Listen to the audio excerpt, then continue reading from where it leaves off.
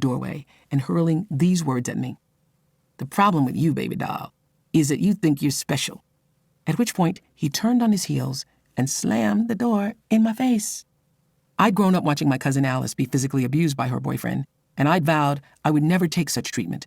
But sitting there on the bathroom floor, after Mr. Man walked out, I saw with great clarity the only difference between Alice and me was that I hadn't been hit. Mr. Man was wrong. I did not think I was special, and that was the problem. Why was I allowing myself to be treated this way?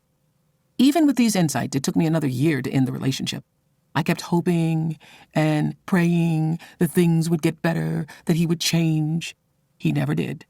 I started praying for the strength to just end it. I'd pray and wait to feel better and wait, all the while repeating my same old patterns. Until one day, I got it. While I was waiting on God, God was waiting on me.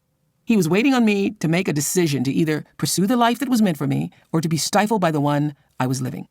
I recognized the truth that I'm all right, just as I am. I am enough, all by myself. That revelation brought its own miracle.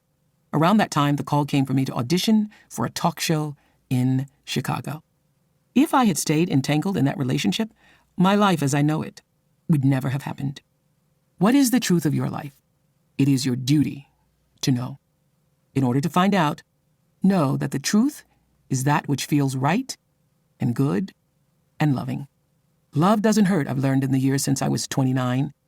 It feels really good. It's that which allows you to live every day with integrity. Everything you do and say shows the world who you are. Let it be the truth. I'll never forget the moment when I decided to always choose myself. I recall what I was wearing, a blue turtleneck and black slacks, where I was sitting, in my boss's office, what the chair looked and felt like, brown paisley, too deep and overstuffed. When my boss, the general manager at the Baltimore TV station where I work, said, "There is no way you can make it in Chicago. You are walking into a landmine, and you can't even see it. You're committing career suicide." He used every tactic he could muster to entice me to stay. More money, a company car, a new apartment, and finally, intimidation. "You are going to fail," he said.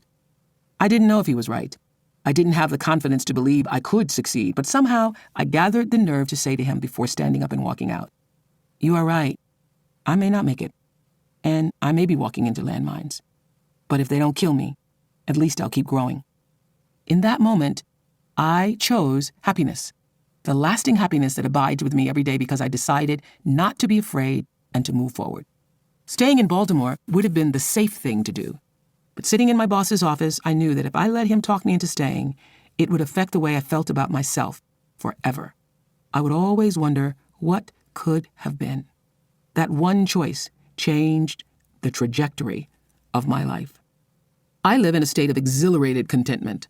That's my definition of happiness, fueled by a passion for everything I'm committed to, my work, my colleagues, my home, my gratitude for every breath taken in freedom and peace. And what makes it sweeter is knowing for sure that I created this happiness. It was my choice. Time is fleeting.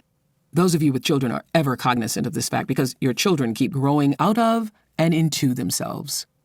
The goal for all of us is to keep growing out of ourselves too, evolving to our best possible lives. Somewhere deep within me, even when I was a teenager, I always sensed that something bigger was in store for me. But it was never about attaining wealth or celebrity. It was about the process of continually seeking to be better, to challenge myself, to pursue excellence on every level. What I know for sure, only when you make that process your goal can your dream life follow. That doesn't mean your process will lead you to wealth or fame. In fact, your dream may have nothing to do with tangible prosperity, and every